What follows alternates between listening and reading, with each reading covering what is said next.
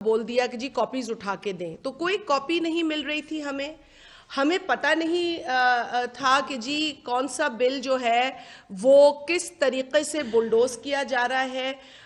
हमने माइक मांगा, 12 कई मौक़ों पर हमने उनसे माइक मांगा। हमने देखा कि कुछ ऐसे बिल्स थे जो सुप्रीम कोर्ट की जजमेंट्स की खिलाफ वर्जी करते हुए नजर आ रहे थे। हमने उन बिल्स पर बात करने की कोशिश की, हमें माइक नहीं दिया। फिर वहाँ पर एक नेप्रा का रिलेटेड बिल था जिस पर हमने बात करने की कोशिश की, जिस बिल के अंदर सूबों की नुमाइंदगी को ख़त्म करने की मंसूबाबंदी की जा रही थी। हमने उसके लिए माइक मांगा, हमें माइक नहीं दिया। देखें, असेंबली का फोरम जो है वो लेजिस्लेशन के लिए इस्तेमाल होना चाहिए, धौंस के लिए, ज़बरदस्ती के लिए, गुंडागर्दी के लिए इस्तेमाल नहीं होना चाहिए।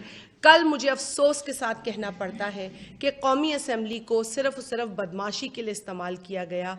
बदमाशी के ज़रिए 33 बिल्स ज़बरदस्ती पास कराए गए। इन बिल्स का मतन क्या था? हमें जनरल प्रिंसिपल्स पे बात करने का मौका नहीं मिला। हमें किसी बिल के बारे में जब उसे मुतारिफ कराया जा रहा था तो नहीं बताया जा रहा था कि ये बिल किस चीज़ के लिए है। आप लोग तमाम प्रेस के हमारे साथी जो प्रेस गैलरीज में बैठते हैं, आपने भी सेशंस अटेंड किए हैं। हर बिल का जो एक स्पिरिट होता है वो बयान किया जाता है कि ये बिल क्या है, और अगर आप बयान नहीं करते तो आप अरकान को मौका देते हैं कि उन बिल के खदोखाल पे बात करें, ये बिल अच्छा है या बुरा है, अपनी राय का इजहार करें। ये लेजिस्लेटिव प्रोसेस है।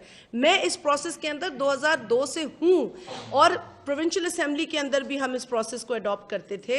कौमी असेंबली में भी इस प्रोसेस को अडॉप्ट किया जाता है। मेरे साथ farmer deputy speaker national assembly बैठे हैं, ये भी इस बात की तायद करेंगे, ये भी बताएंगे कि किस तरीके से लेजिस्लेशन होती है।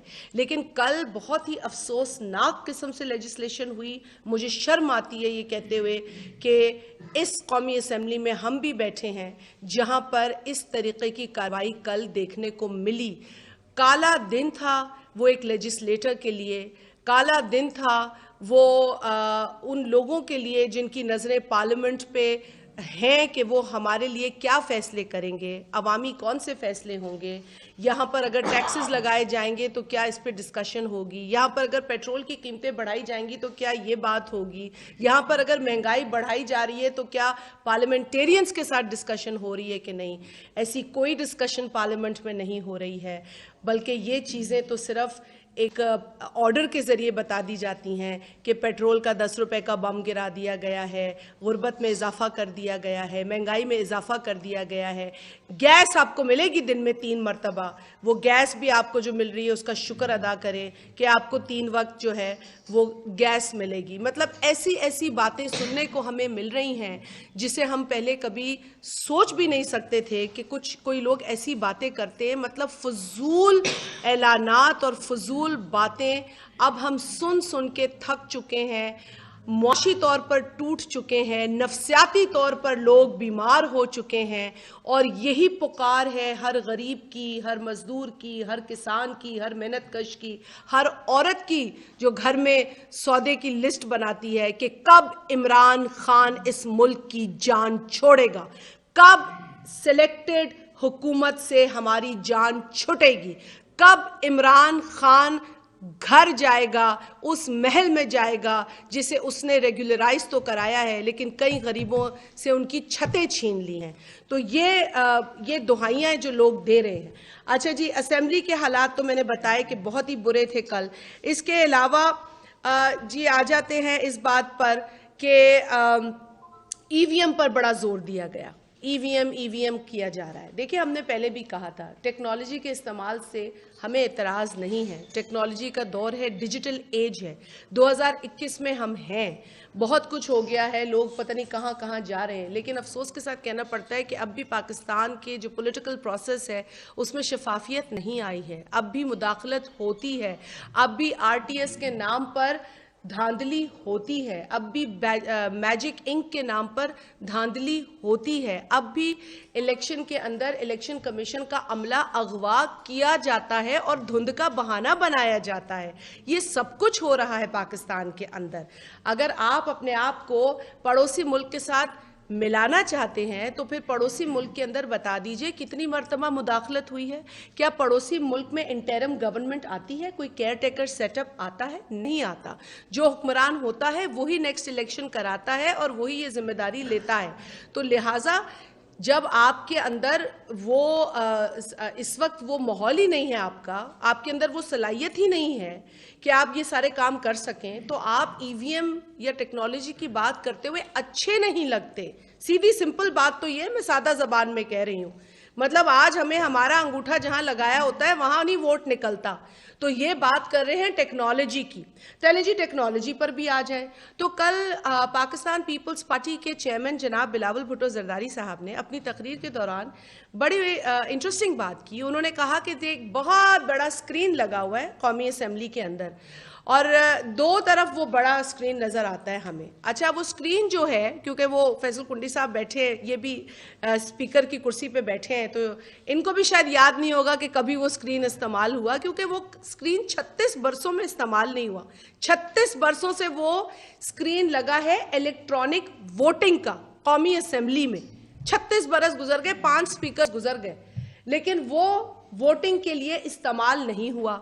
अगर हम इतना ही टेक्नोलॉजी में यकीन रखते हैं, और 3.5 बरस तो इनको भी गुजर गए ना जी, अगर हम टेक्नोलॉजी में इतना ही यकीन रखते हैं, अगर हम इतनी ही महारत रखते हैं टेक्नोलॉजी में, अगर हमारा ईमान इतना पुख्ता है टेक्नोलॉजी के ऊपर, तो क्या वजह है कि कौमी असम्बली के अंदर 36 बरसों से लगे हुए ये 2 बड़े स्क्रीन आज तक इस्तेमाल नहीं हुए? वो 3 बटन जो हमारी कुर्सी के सामने पड़े हैं, उन 3 बटन्स को आज तक किसी रुकन को इस्तेमाल करने का मौका क्यों नहीं दिया गया? ये सवाल जनाब बिलावल भुट्टो जरदारी साहब ने कल कौमी असेंबली में पूछा। जवाब नहीं मिला स्पीकर साहब की तरफ से, जवाब उनके पास था ही नहीं, क्योंकि वो भी जानते हैं कि आज भी सेनेट के इलेक्शंस के से थोड़ी देर कबल 6 से 8 कैमरा बरामद हो जाते हैं पोलिंग बूथ के पीछे से।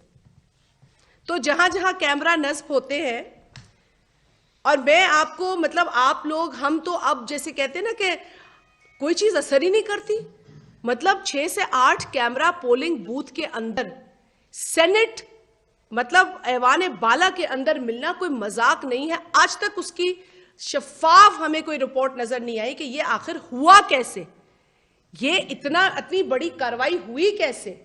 ईवीएम की बात करते हैं, इन्होंने खुद एक सवाल के जवाब में कौमी असेंबली के एक रुकन को बताया कि जो एफबीआर की वेबसाइट है वो 71,000 टाइम्स एक महीने में हैक होती है, एट एन एवरेज 71,000, 71,000 मर्तबा एफबीआर की वेबसाइट, इनका अपना ऑफिशियल जवाब कौमी असेंबली को दिया गया है। तो जिस मुल्क के अंदर सेनेट के अंदर 6 से 8 कैमरा पोलिंग बूथ में मिले, और जिस मुल्क के अंदर आपकी एफबीआर की अपनी वेबसाइट 71,000 मर्तबा हैक हो, उस मुल्क के अंदर ईवीएम के इस्तेमाल पे एक बहुत बड़ा सवालिया निशान है। हमें कहते हैं जी टेक्निकल बात है, आइए हम भी आपको दावत देते कि टेक्निकल बात है, हमसे समझें। फिर हम आपसे क्यों समझें? क्योंकि आप तो आज तक 8 कैमरा का हिसाब नहीं दे सके जो सेनेट के पोलिंग बूथ में मिला। आप तो आज तक वो स्क्रीन ऑन नहीं कर सके इलेक्ट्रॉनिक वोटिंग का जो कौमी असेंबली में मौजूद है। तो हम आपसे तो समझना कुछ भी नहीं चाहते, क्योंकि आप तो खुद कहते हैं कि हमें कुछ नहीं पता, हम सीख रहे हैं। लेकिन हम सीख चुके हैं। हम वो लोग हैं जिन्होंने खून दिया है, कुर्बानियां दी हैं जमहूरियत के लिए। हम आपके टोले को, इस जमहूरियत को नुकसान पहुंचाने नहीं देंगे। हां, आपने इस दौर में पार्लियामेंट की शक्ल बिगाड़ दी है, हां आपने इस दौर में आइन का मजाक उड़ाया है, लेकिन हम अब भी आइन का दिफा करेंगे और पार्लियामेंट का दिफा करेंगे। हमें कुछ भी करना हो, चाहे वो असेंबली के फ्लोर पर हो, चाहे वो सड़कों पर हो, आप हमें जेलों में डाल दें, हम फिर भी जमहूरियत का दिफा करेंगे। Because democracy is the best revenge. हम ये लेंगे रिवेंज आपसे जब तक कि आप ये गैर जमहूरी हरकत नहीं छोड़ेंगे, जब तक आप इस मुल्क को गैर सियासी बनाना नहीं छोड़ेंगे। इस मुल्क को डीपोलिटिसाइज करने की साजिश जोरों शोर से की जा रही है, हर दौर में हुई है, हमने सामना किया है। लेकिन आज जिस तरीके से हो रही है, जिस भोंडे तरीके से इस मुल्क की जमहूरियत को और सियासत को नुकसान पहुंचाने की कोशिश की जा रही है वो बहुत ही अफसोसनाक है। और जिस तरीके से पाकिस्तान की आवाम को मौशी तौर पर कुचला जा रहा है, उनका मौशी कत्ल किया जा रहा है, ये निहायत ही काबिल अफसोस और काबिल मजम्मत है। अच्छा जी, एक इशू था सेंसस का। देखिए, बहुत अहम इशू था। आपके साथ एक प्रेस कॉन्फ्रेंस की थी हमने, और आप लोग बहुत खबर रखते हैं इन सारी चीज़ों की। हमने आपसे कहा था कि सेंसस का एक इशू है जिसमें मई के अंदर सीएम सिंध ने खत लिखा था कि जी जॉइंट सेशन को बुलाएं, बिकॉज सीसीआई के फोरम पर यह बात उठी थी, और सीसीआई के फोरम पर सिंध के जो एतराज़ात थे, बलूचिस्तान के भी इश्यूज थे, तो एक कमेटी बना दी गई थी सीसीआई की तरफ से।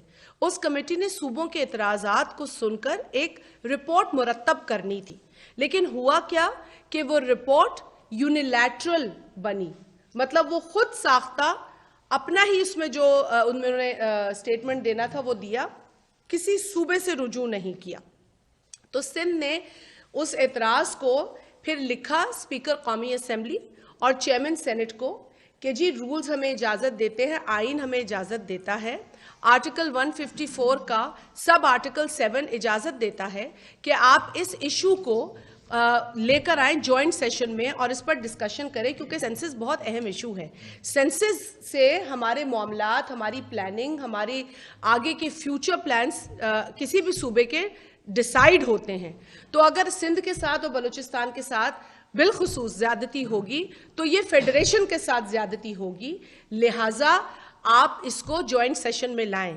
लेकिन सिर्फ एक कार्रवाई डालने के लिए जिस तरीके से ये कल लेकर आए वो काबिल अफसोस है, क्योंकि एक तो ये आइटम मई में था, मई से लेकर अब आप कल की क्या तारीख थी, कल क्या डेट थी, नहीं नवंबर 17 नवंबर। अब आप अंदाजा लगाएं कि मई से एक किस्सा चल रहा है और 17 नवंबर को आप जॉइंट सेशन में लाते हैं as last item on the agenda. Census is last item on the agenda, ठीक है जी। 7 माह बाद 60वें नंबर पर सेंसस का इशू आता है, जिसके लिए एक वजीर आला ने इस आइन के आर्टिकल 154(7) के तहत आपको लिखा है। तो यह है आइन की इज्जत इनके नजर में। अफसोस के साथ कहना पड़ता है कि अगर जनरल जिया कहता था कि यह रद्दी का टुकड़ा है तो इमरान खान भी इसको रद्दी का टुकड़ा समझता है शायद, और ये लेकर आते हैं। उसके बाद झूठ बोला गया, कौमी असेंबली ने हमें ये कहा, अभी तक हमें इस बारे में क्लियर नहीं किया, क्योंकि बिलावल भुट्टो जरदारी साहब ने on the floor of the house कहा कि देखें इसके जॉइंट सिटिंग के मुताबिक आपको ये जो लेटर था सीएम का वो पहुंचाना था, ये एतराज़ात थे वो हर मेंबर को पहुंचाने थे जिसमें उन्होंने जॉइंट सिटिंग का मुतालबा किया था और अपने एतराज़ात बताए थे, लेकिन वो किसी कौमी असेंबली के रुकन को मौसूल नहीं हुआ खत। स्पीकर साहब ने ये कहा हमने भेजा है, और उसको चैलेंज किया बिलावल भुट्टो साहब ने उसी वक्त on the floor of the national assembly कि जी हमें नहीं मिला। स्पीकर साहब ने कहा मैं आपको दिखाता हूं रिकॉर्ड, अभी तक वो रिकॉर्ड नहीं दिखाया।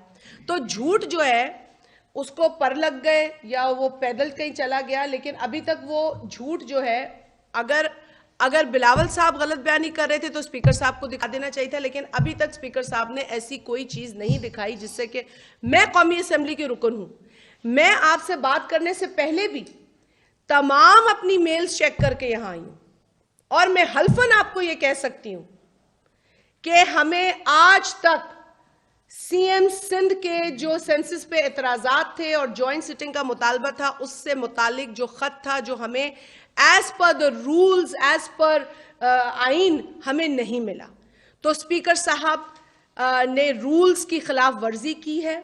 स्पीकर सेक्रेटेरिएट ने स्पीकर साहब को या तो आगाह नहीं किया, क्योंकि मैं नहीं कह सकती हूं कि स्पीकर साहब झूठ बोल रहे हैं, शायद उनके सेक्रेटेरिएट ने उनको झूठी खबर दी है, क्योंकि उस झूठी खबर को उन्होंने ऑन द फ्लोर शेयर किया है, जो कि बहुत संगीन बात है और इसका नोटिस लेना पड़ेगा स्पीकर कौमी असेंबली को, क्योंकि 7 माह तक एक पेपर आपके पास पड़ा रहा और आपको इतनी तौफीक नहीं हुई कि आइन और रूल्स को फॉलो करें और कौमी असेंबली और सेनेट के अरकान को ये खत पहुंचाएं, ताकि उनको पता हो कि आइन के इस शिक के तहत एक सूबे के चीफ एग्जीक्यूटिव ने ये मुतालबा किया है। तो ठीक है ना जी, अभी तक बिलावल भुट्टो जरदारी साहब का ये बयान सच्चा है कि किसी भी मेंबर नेशनल असेंबली को ये खत मौसूल नहीं हुआ। तो मैं आपसे ये गुजारिश करूंगी कि आप पूछें खुदारा नेशनल असेंबली के सेक्रेटेरिएट से, जो हमें जवाब नहीं दे रहा, कि वो खत किस तारीख को हमें इरसाल हुए थे, क्योंकि हम आज भी मुंतजिर हैं वो कौन सी डाक थी जिसके जरिए वो खत आने थे, क्योंकि आज तक वो खत मौसूल नहीं हुए।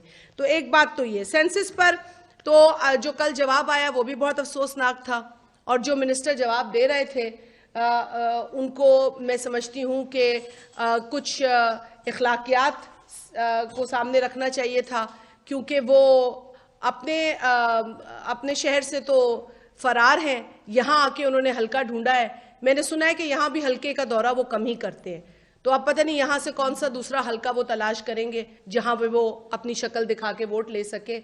इसीलिए वो ईवीएम का उनको ज़्यादा सूट करता है कि बटन के जरिए शायद उनको वोट हो जाए, क्योंकि अब अवाम तो पीटीआई को वोट नहीं देना चाहती, और जो उनको वोट दे चुके हैं वो भी अपनी अंगूठे काटने की बात करते हैं। अच्छा जी, दूसरा जो बहुत अहम इशू था वो था आपकी नेशनल इलेक्ट्रिसिटी पॉलिसी 2021। इसके लिए भी सीएम सिंध ने खत लिखा है, और इसके लिए भी सीएम सिंध ने जॉइंट सेशन का मुतालबा किया है, और वो इस बुनियाद पे किया है कि जो रिन्यूएबल एनर्जी है उसको निकाल दिया गया है। अब रिन्यूएबल एनर्जी है जी विंड और सोलर। अब इन दोनों चीज़ों को अगर आप रिन्यूएबल से निकाल दें तो फिर रिन्यूएबल में रहा क्या? मतलब ये बात दिमाग को मतलब समझ में नहीं आती, और ये पॉलिसी बिल्कुल गलत है। इसके ऊपर उन्होंने सीसीआई में भी एतराज़ उठाया है, और बिल आखिर अब उन्होंने ये, क्योंकि उन्होंने देखा सीसीआई में भी बुलडोज हुआ, उनके कहने के बावजूद इस चीज़ का सेंसस जो है कंसेंसस डेवलप नहीं किया गया, और मिनट्स जो है वो फ्रॉडुलेंटली बनाए गए, इसीलिए उन्होंने दोबारा इस पर भी मुतालबा किया है।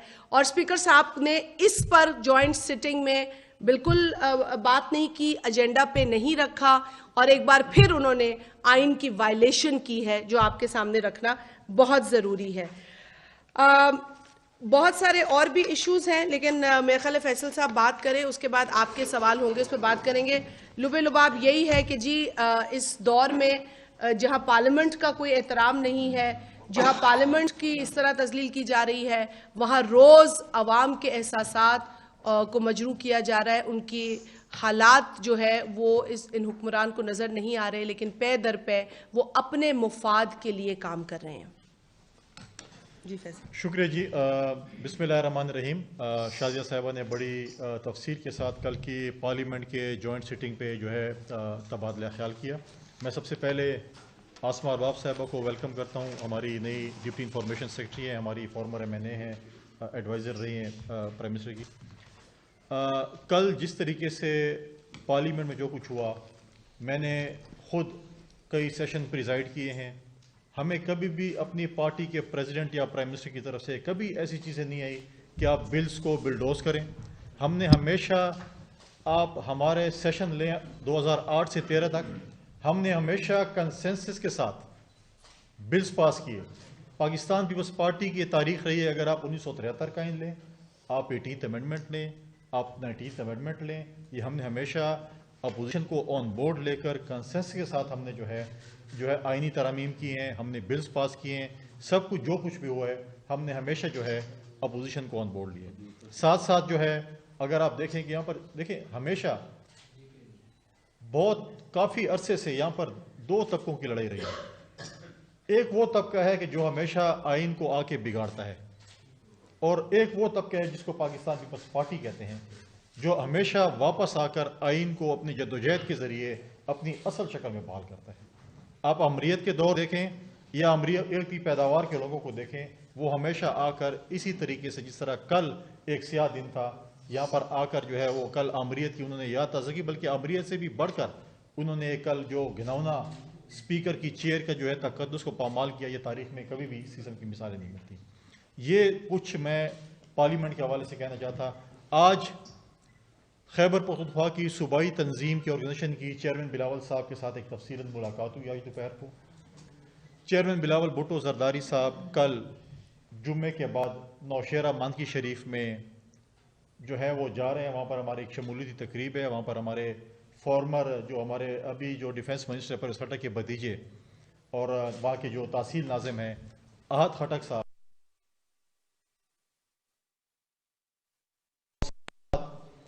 PTI के जो MNA हैं इमरान खट्टक, उनके भाई इमरान खट्टक कल एक जलसे में जो है वो शमूलियत थी, उनकी तकरीब है। पहले ऑलरेडी उन्होंने प्रेस कॉन्फ्रेंस पार्टी के साथ की है, कल उन्होंने चेयरमैन साहब को मदऊ किया है। लेकिन बड़े अफसोस से कहना पड़ा, आज वो शख्स जो अपनी पहली स्पीच में कहता था कि कंटेनर मैं दूंगा अपोजिशन को, आज जलसा करने की इजाज़त नहीं दी जा रही। आज हमें सूबाई हुकूमत से ये पैगाम मिला कि हमारी सिक्योरिटी जो है वो खसरा की टीमों के साथ मसरूफ़ हैं, बाकी उसके साथ मसरूफ़ है, तो हम चेयरमैन को सिक्योरिटी नहीं दे सकते। हम आज इस फोरम से कहते हैं, क्योंकि सिंध हाई कोर्ट ने ऑर्डर्स किए हुए हैं चेयरमैन बिलावल भुट्टो जरदारी के लिए कि उनको जो है वो जहाँ पर भी जाए उनको फुल प्रूफ सिक्योरिटी दी जाए। कल जुम्मे नमाज के बाद कल बिलावल साहब जा रहे हैं। हम सिक्योरिटी की जिम्मेवारी हमारी सूबे खैबर पख्तूनख्वा की हुकूमत पे है, और मैं आज यहाँ पे कहता हूँ अगर खुदा न खास्ता कोई भी सिक्योरिटी लैप्स हुआ उसकी जिम्मेवार इमरान खान होंगे और वहाँ के वज़ीर आला होंगे, क्योंकि वो ये चाहते हैं, वो खाइफ है बिलावल भुट्टो जरदारी की वहाँ पर पेशावर में जिस तरीके से वो जा रहे हैं और डिफेंस मिनिस्टर के हल्के में उनके रिश्तेदारों को शामिल कर रहे हैं, उसकी वजह से वो खाइफ हैं और वो कहते हैं कि सिक्योरिटी का बहाना बना के इनको इजाज़त न दें। दूसरा, हमारा 30 नवंबर को 54वां यौम तासीस इस दफ़ा पाकिस्तान पीपल्स पार्टी खैबर पख्तूनख्वा में पेशावर में रिंग रोड पे जो है वो मनाने जा रही है। हमने इन्फॉर्म किया अपनी सूबाई जो है क़यादत उसको, अपना एडमिनिस्ट्रेशन को। हमें पिछले दिनों DC साहब ने एक ख़त लिखा, और ये सबसे बड़ा मजाक है कि जी बल्दियाती इलेक्शन हो रहे हैं, लिहाजा जो है हम आपको जलसे की इजाज़त नहीं दे सकते। क्या मैं उनसे ये पूछ सकता हूँ कि वज़ीर आला स्वात में जलसा चलो, वहाँ पर तो इलेक्शन नहीं है। वज़ीर आला ने पेशावर में जलसा किया, बल्दियाती इलेक्शन नहीं है। करक में जलसा किया, बल्दियाती इलेक्शन नहीं है। लेकिन बिलावल भुट्टो जरदारी साहब जलसा करेंगे तो उनको इजाज़त नहीं है। तो ये चीज़ें जो है खौफ है बिलावल साहब, ये चीज़ है ये। और हमने आज ऐलान किया हुआ है, हमारी पार्टी ने पहले भी प्रेस कॉन्फ्रेंस से की हैं, तमाम हमारे अहदेदारों ने भी किया है कि हम हर सूरत में कल भी जलसा करेंगे, हम 30 नवंबर को भी जलसा करेंगे। हुकूमत अपने तमाम हरबे इस्तेमाल करें जिस तरीके से वो रोकना चाहते हैं। इंशाल्लाह पाकिस्तान पीपल्स पार्टी का वर्कर चार्ज है, हम जलसा करके दिखाएंगे। माजी में भी हमने जो है जलसों की इजाज़त मांगी थी, हमें जलसों की इजाज़त नहीं दी जाती थी। हम सिर्फ इंफॉर्मेशन के लिए सूबाई हुकूमत को लिखा है, और इसमें अगर कोई भी गड़बड़ हुई उसकी जिम्मेवार डायरेक्ट वज़ीर आज़म पाकिस्तान और वज़ीर आला खैबर पख्तूनख्वा पर होगी। आज इस प्रेस कॉन्फ्रेंस में हम आपको बता रहे हैं कि ये चीज़ें जो हैं ये जो बुकलाट है उनकी वज़ीर आला की, कि उनके हल्के में हमारे खुद पार्टी के सूबाई सदर गए और उन्होंने जलसा किया, आपने देखा। शांगला में जलसा किया, आपने देखा। पाकिस्तान पीपल्स पार्टी में लोग जौक दर जौक शामिल हो रहे हैं। बहुत सी शमूलियतें हैं जो कि चेयरमैन साहब के 30 नवंबर के जलसे से पहले भी हो रही हैं और उसके बाद भी शमूलियतें हो रही है। खैबर पख्तूनख्वा में, पंजाब में भी सर हो रही है। आप देखें लाहौर के ज़िमनी इलेक्शन में जिस तरीके से पाकिस्तान पीपल्स पार्टी वहाँ पर अपनी इंतखाबी मुहिम लड़ रही है, वो भी आपके सामने। इंशाअल्लाह वो दिन दूर नहीं जब बिलावल भुट्टो जरदारी साहब पाकिस्तान के वज़ीर आज़म होंगे, और इंशाअल्लाह चारों सूबों में, गिलगित बल्तिस्तान में और कश्मीर में पाकिस्तान पीपल्स पार्टी की हुकूमत होगी। शुक्रिया। मैम ये बताइएगा कि कल जो हुआ वो सबने देखा, अब आज कादिर मंदुखेल साहब पे पाबंदी भी लग गई, कल के इजलास में वो शरीक नहीं हो सकते। कल अपोजिशन की क्या हिकमत अमली होगी इस तमाम तर जो गुज़िश्ता रोज हमने देखा, उसके बाद की क्या हिकमत अमली होगी? जी, हमने ये सुना है कि हमारे एक मोअज़्ज़िज़ रुकन के ऊपर स्पीकर कौमी असम्बली ने असम्बली के अंदर आने पर पाबंदी लगाई है, जो बहुत अफसोसनाक है। जिस तरीके का कल माहौल था, मैं समझती हूँ कि पहले तो स्पीकर साहब को चाहिए था कि हाउस इन ऑर्डर लाते, लेकिन हाउस इन ऑर्डर लाए बगैर वो बार बार काउंटिंग की बात करते रहे। अगर ये मेरे सामने रूल्स पड़े हैं, अगर मुझे स्पीकर साहब ये बता दें कि इसके अंदर ये कहीं नहीं लिखा कि हाउस इन ऑर्डर होना चाहिए प्रोसीडिंग चलाने के लिए, तो मैं गलत होंगी इसमें, फिर मैं माजरत कर लूँगी। लेकिन जो प्री रेक्विजिट्स होते हैं हाउस को चलाने के, वो होते हैं पहले bring the house in order. तो कल हाउस का जो डिसऑर्डर था, उस डिसऑर्डर के अंदर स्पीकर साहब उजलत में चाह रहे थे कि जल्दी जल्दी वो बिल्स पास हों, काउंटिंग हो और तमाम कार्रवाई हो। तो पहले तो मैं समझती हूँ कि स्पीकर साहब को इन चीज़ों को देखना चाहिए था, और जब वो ये चीज़ों को समझते, इन कवानीन को, इन रूल्स को खुद पढ़ते, तो मेरा ख्याल है वो कभी भी किसी रुकन के ऊपर इस तरह की पाबंदी नहीं लगाते। और हम समझते हैं कि उन्होंने बहुत ज़्यादती की है एक रुकन के ऊपर पाबंदी लगाकर। उनको पहले अपने आप से पूछना चाहिए, अपना कॉन्डक्ट जो है उनको देखना चाहिए कि कल क्या था, और कल उस कॉन्डक्ट के नतीजे में हाउस के जो मेंबर्स थे उनको ना माइक मिल रहा था, ना उनको बिल्स पे बात करने की इजाज़त मिल रही थी, ना उनको बिल्स के ऊपर अपनी राय के इजहार का हक था, और जिस ज़बरदस्ती से वो कार्रवाई की जा रही थी, मैं समझती हूँ सबसे पहले तो स्पीकर साहब को अपने आप से सवाल पूछना चाहिए। सोहेल खान साहब ये बताएं कि अपोजिशन पर, पार्टी एक बड़ी जमात है, अपोजिशन पर ये इल्जाम है कि वॉकआउट करके असेंबली से आपने हुकूमत को खुला मैदान दिया। इसका मतलब यह है कि बैक डोर को राब्ता या मेरी बगल था, क्योंकि आपकी गैर मुजरिम में बहुत सी कानून साजी हुई। तो ये इल्जाम का आप किस तरह जवाब दें? देखिए, ये इल्ज़ाम वही लोग लगाते हैं जिनके पास कोई ठोस बात नहीं होती करने की। पार्लिमानी रवायत के अंदर टोकन वॉकआउट होता है, और हमने टोकन वॉकआउट किया, और ये टोकन वॉकआउट हम तो कल जब स्पीकर साहब से पार्लियामेंट्री लीडर्स ने डायरेक्टली जाके रुजू किया कि आप हमें बोलने का मौका दें, इस तरीके से बिल पास नहीं होते, जिस तरीके से ज़ोर ज़बरदस्ती से कौमी असम्बली के फ्लोर पर मुश्तरका इजलास के अंदर बिल्स पास किए जा रहे थे, वो गैर आइनी, गैर जमहूरी तरीक़ा था। तो हमने जब उनसे रुजू किया और उन्होंने जिस तरीके का रवैया अख्तियार किया, उस रवैये के नतीजे में टोकन वॉकआउट किया गया। टोकन वॉकआउट करने के बाद तमाम अपोजिशन की जमातें वापस आईं, वहाँ बैठीं, बिल्स के ऊपर उन्होंने फ्लोर मांगा, उनको फ्लोर नहीं दिया गया। उन्होंने अपने हिस्से की जो कंट्रीब्यूशन थी बिल्स को रद्द करने की, वो वॉइस वोट पर करवाई उन्होंने की। आप सब मौजूद थे, और मैं तो ये चीज़ देखकर हैरान हुई कि कल जो सिलेक्टेड वज़ीर आज़म इत्तफाकन असेंबली का रास्ता भूलकर आ गए थे, कल उन्होंने खिताब क्यों नहीं किया? मतलब अगर इतने ही अच्छे बिल 33 बिल पास कराए इस सिलेक्टेड हुकूमत ने ज़ोर ज़बरदस्ती से, तो फिर शादियाने बजाने के लिए वो सिलेक्टेड वज़ीर आज़म उठे क्यों नहीं, और उन्होंने तकरीर क्यों नहीं फरमाई? तो अगर हम वहाँ ना होते तो शायद वो तकरीर भी कर लेते। टोकन वॉकआउट, ये बॉयकॉट नहीं था, हम वहाँ मौजूद थे आखिर तक। हाँ, हमने सिलेक्टेड वजीर आजम को भागते देखा था असेंबली से। ये बता दीजिएगा कि अपोजिशन हमने देखा है सेनेट के इलेक्शन में भी, खाने पे तो अपोजिशन के अरकान पूरे होते हैं, जब वोटिंग का टाइम आता है तो अपोजिशन के अरकान उससे कम हो जाते हैं। इसकी क्या वजह है? और दूसरा, अगर अपोजिशन इस पार्लियामेंट के मुश्तरका इजलास का मुकम्मल बाइकाट करती जाती ना, तो उसकी अहमियत शायद कुछ और होती। और अब अपोजिशन जो सुप्रीम कोर्ट में जा रही है, वो किस उस पे जा रही है?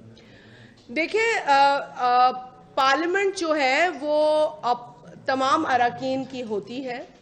दोनों हाउसेस के अंदर गवर्नमेंट के अराकीन भी होते हैं, अपोजिशन के अराकीन भी होते हैं, और दोनों हाउसेस की जो प्रोसीडिंग्स होती हैं उसका हिस्सा अपोजिशन होती है। मुश्तरका इजलास के अंदर भी दोनों हाउसेस के तमाम अराकीन होते हैं।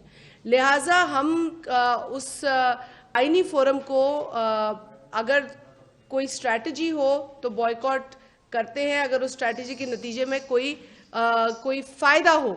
लेकिन एक ऐसे माहौल के अंदर जहां गलत तरीके से कानून पास किए जा रहे हैं, उजलत में कानून पास किए जा रहे हैं, हम ये हक रखते हैं कि हम वहां बैठकर उनकी मुखालफत करें, अपना नो कहने का जो हमारा हक है वो अदा करें, और हमने किया।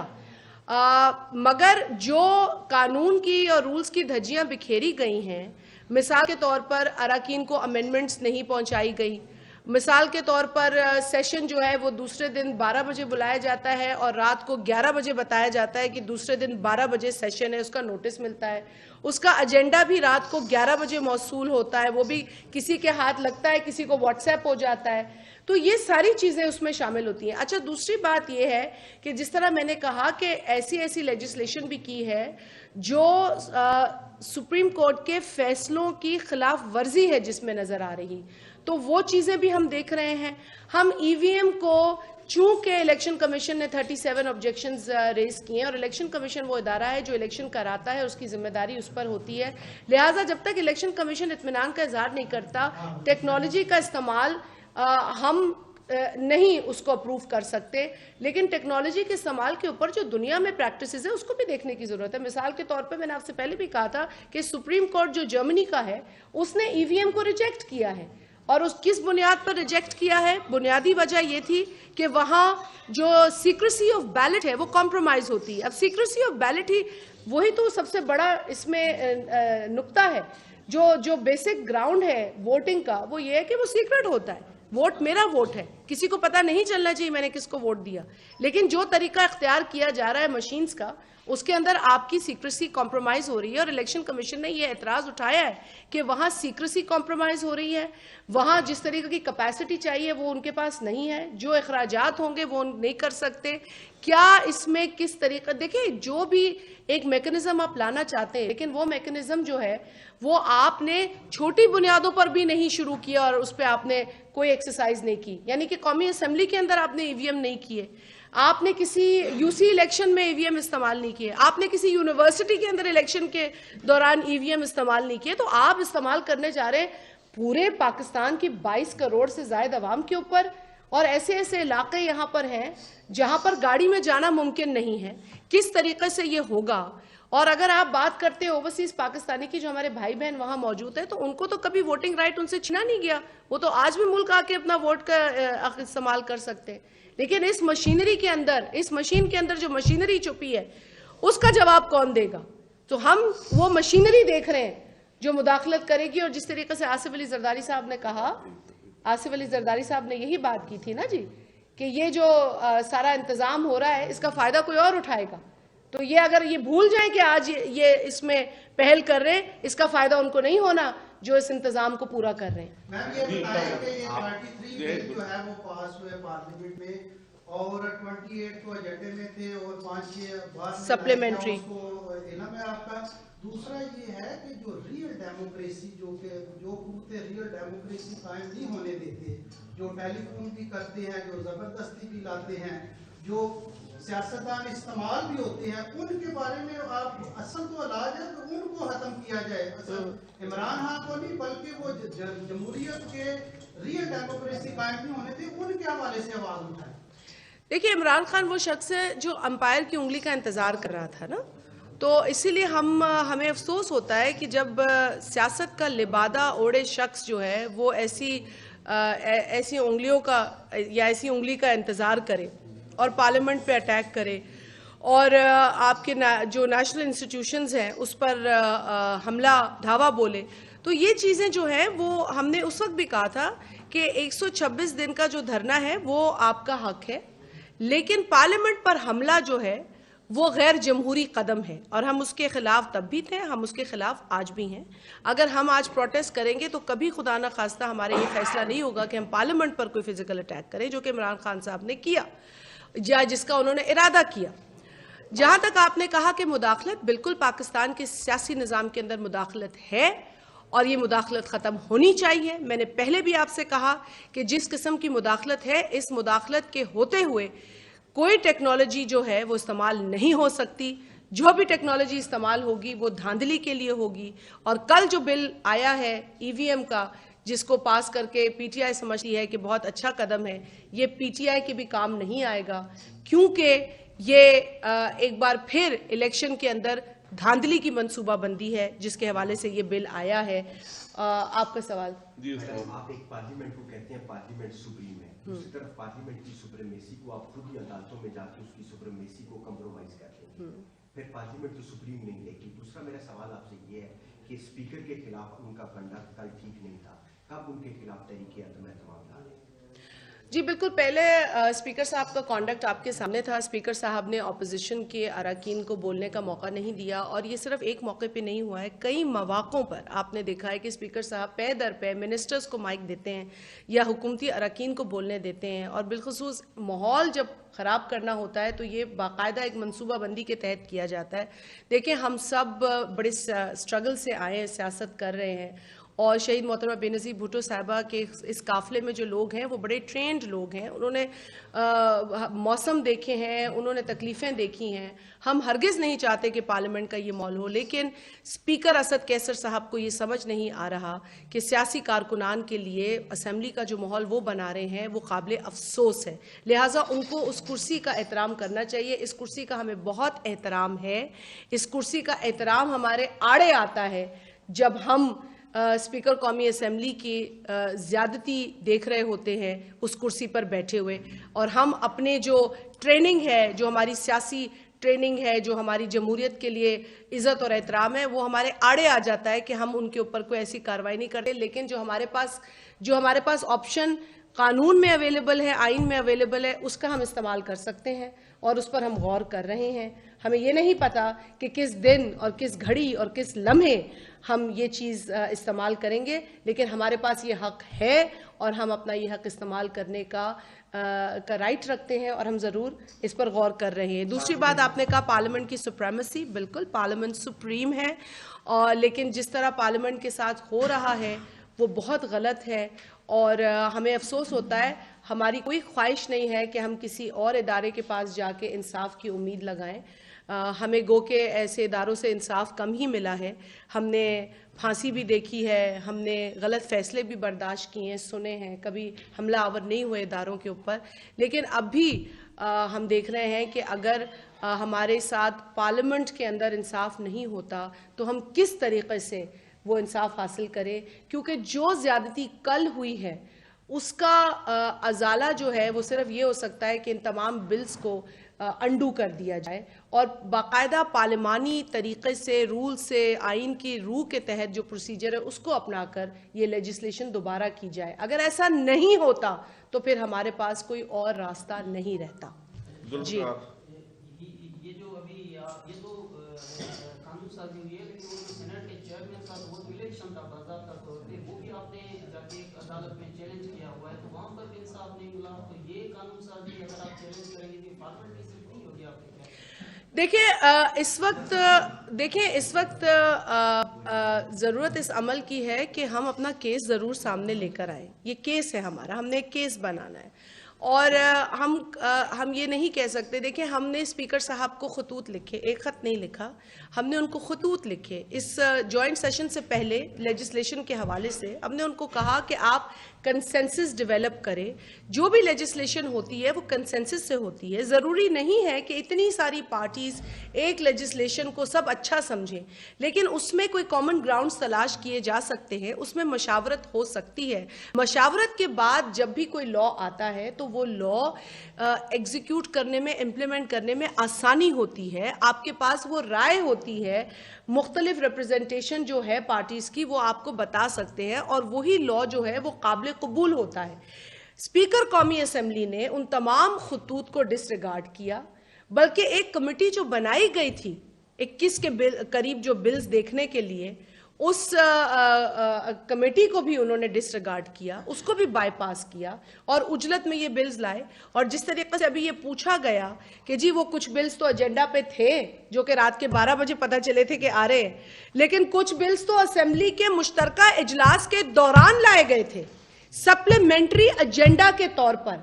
अब आप बताइए, इतना अहम इजलास है, क्या इनको इल्म नहीं था कि ये बिल्स भी हैं? तो सप्लीमेंट्री एजेंडा के तौर पर 10 नए बिल्स लाए गए। सो कहने का मकसद यह है कि असेंबली को मजाक बना दिया है। स्पीकर कौमी असेंबली ने इस असेंबली को इमरान खान की औताक समझा हुआ है या डेरा समझा हुआ है, जहां पर आप अपनी मर्जी से आते हैं, अपनी मर्जी से बिल लाते हैं, अपनी मर्जी के बिल पास कराते हैं, और जब मर्जी होती है हाउस को एडजर्न करते हैं और किसी को बोलने का मौका नहीं देते। तो ये जुल्म है, ये ज्यादती है जो पार्लियामेंट के अंदर हो रही है, जिस पर हम मुतवातर आवाज उठा रहे हैं और हम उठाते रहेंगे ये आवाज।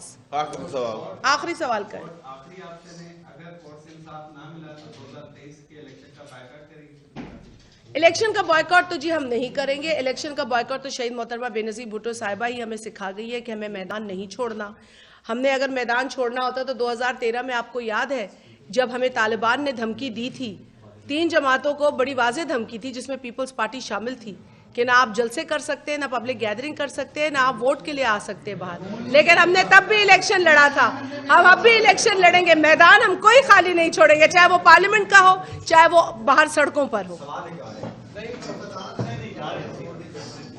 नहीं, वो सवाल ये था, वो टूटी साहब को भेजा भी है, वो जो फैसलाबाद में ऑपरेशन किया ना FIA वालों ने, उसमें उन्होंने पकड़े वो अंगूठे के ऊपर वो चढ़ा के ना रबड़, तो बायोमेट्रिक लेके तो 6000 सिमें एक्टिव निकली है। ये EVM वाला चक्कर भी तो उसी तरह नई पार्टी तैयार हो रही होगी। डिप्टी स्पीकर का इलेक्शन हुआ है, उसमें 60 जो डिप्टी स्पीकर का हल्का है उसमें 60,000 ह्यूमन एरर वोट हैं, 60,000 जो अभी सुप्रीम कोर्ट में है।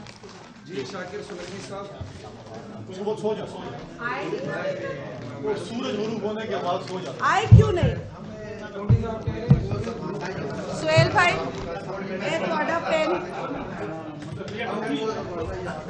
नहीं, ये पेन है, अमानत है, मैं नहीं करती इस अमानत में खयानत।